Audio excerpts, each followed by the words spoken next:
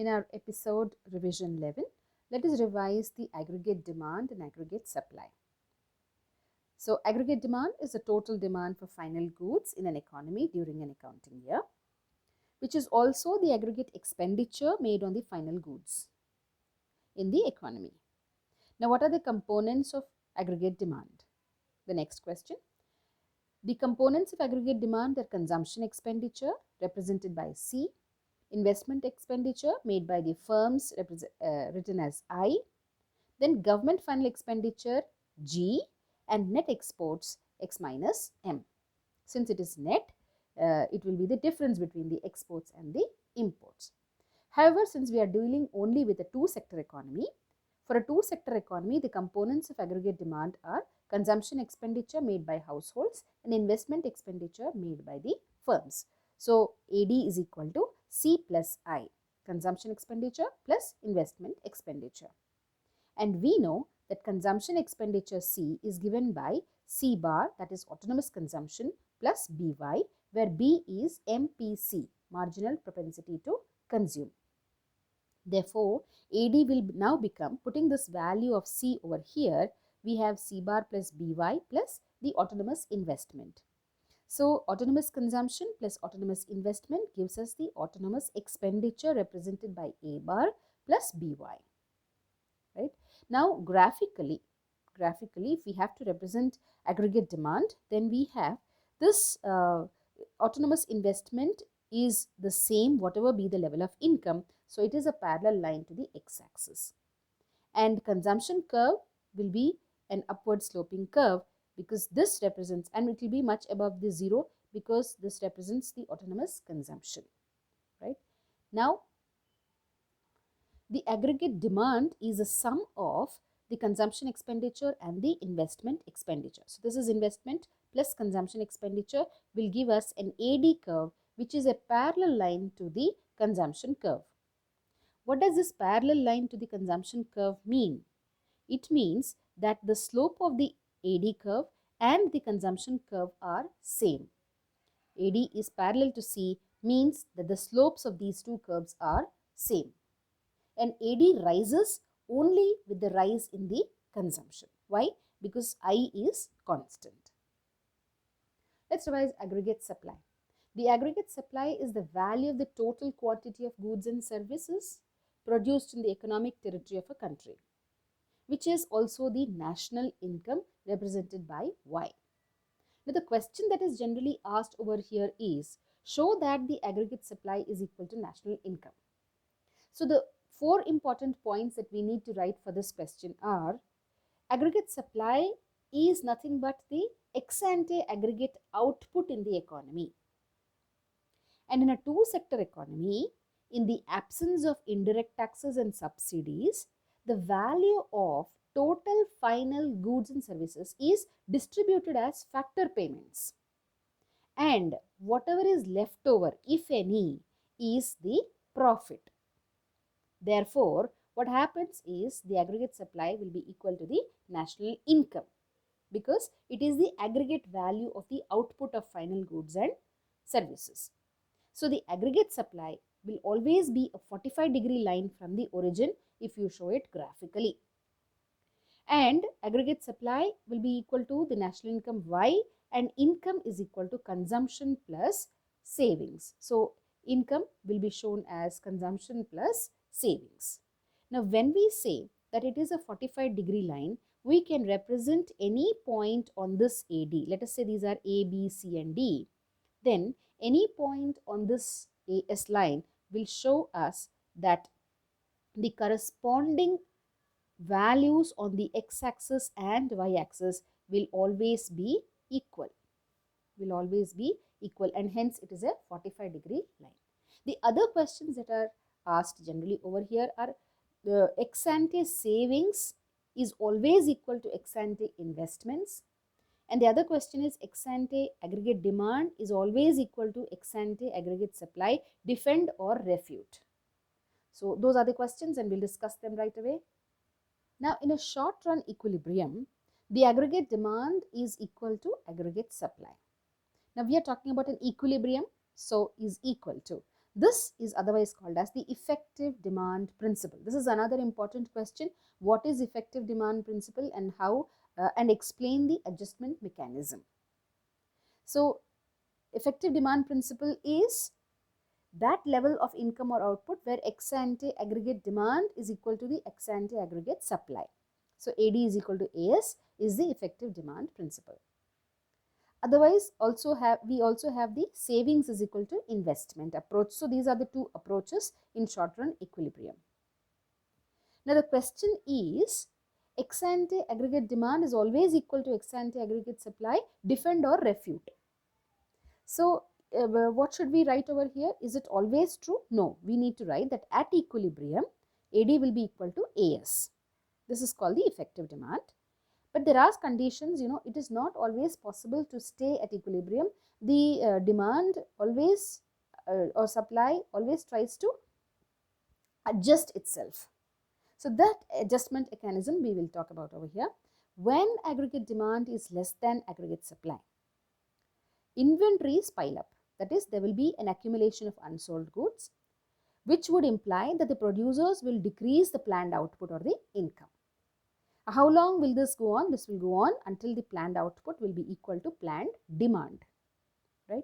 So if we try to represent this graphically, we know the aggregate demand is a line like this, and a point at which this AD meets AS, AD is equal to AS, will be the equilibrium point.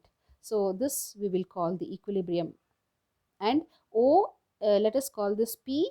OP will be the equilibrium output or income. Since we are representing income and output on the x-axis, OP will be the equilibrium income or output. And E is a point which is otherwise called as the effective demand, where AD is equal to AS. Now, if you observe on this point over here before the E, AD is greater than AS. AD lies above AS, so AD is greater than AS, and this point AD is less than AS. So we are talking about AD less than AS, right? So inventories will pile up and planned output will reduce so long that we reach this equilibrium point.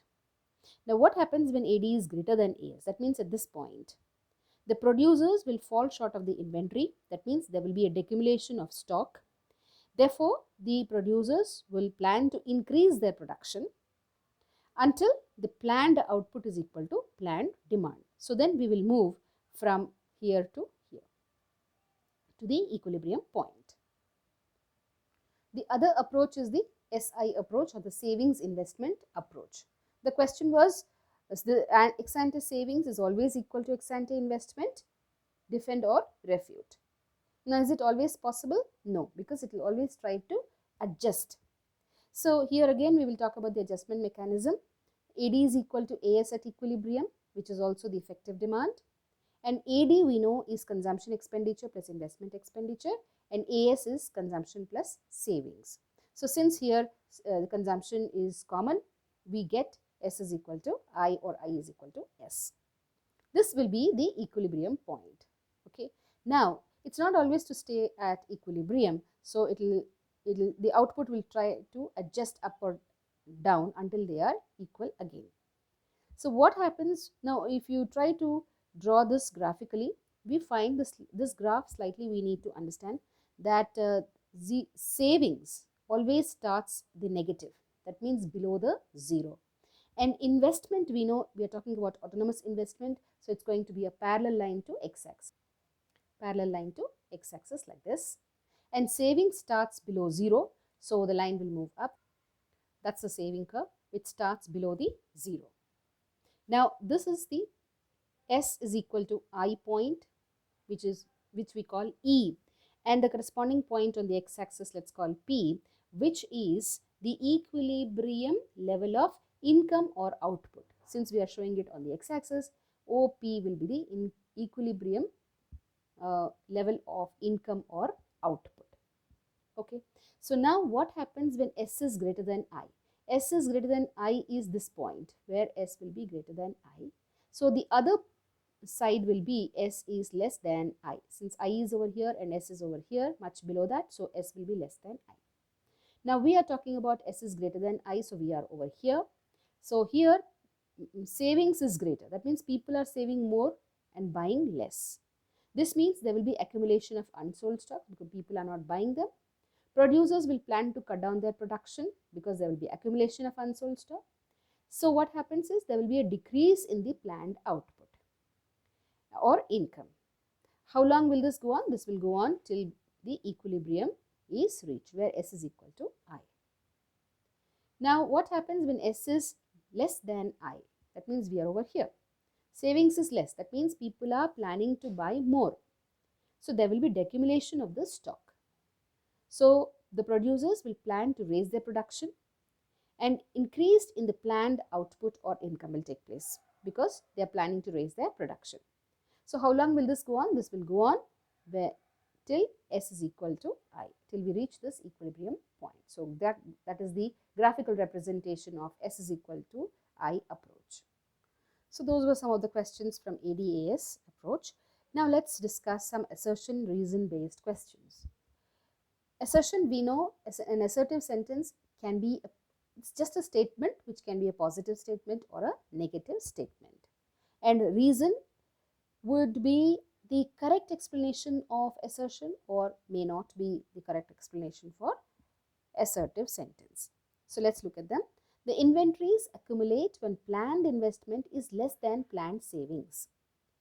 What happens when inventories accumulate? Is this a true statement? Yes, it is a true statement. When planned investment is less than the planned savings, inventories will accumulate. This is a correct statement. Now, consumers are not planning to buy as much goods as the producers are planning to produce. Yes. So, this is the correct explanation of the assertive sentence. So, here assertion is true and R is the correct explanation of A. So, that will be the choice. Next, assertive sentence is the saving curve is a 45-degree line. Is this a true statement? No. It is not the saving curve. It is the aggregate supply curve, which is a 45-degree line. So, this is a wrong statement. And at any point on the 45-degree line, consumption expenditure is exactly equal to income. Is it true? Yes, it is a true statement. So, here A is true, but R is false. Now, third one. Assertive sentence is output always increases when aggregate demand increases. Is it a true statement? No, it's not a true statement because when the output increases, it will be only till full employment equilibrium is struck. Now at equilibrium, so this is a false statement. At equilibrium, AD is equal to AS is a true statement. So as A is false and R is true. So those were some of the assertion reason based questions.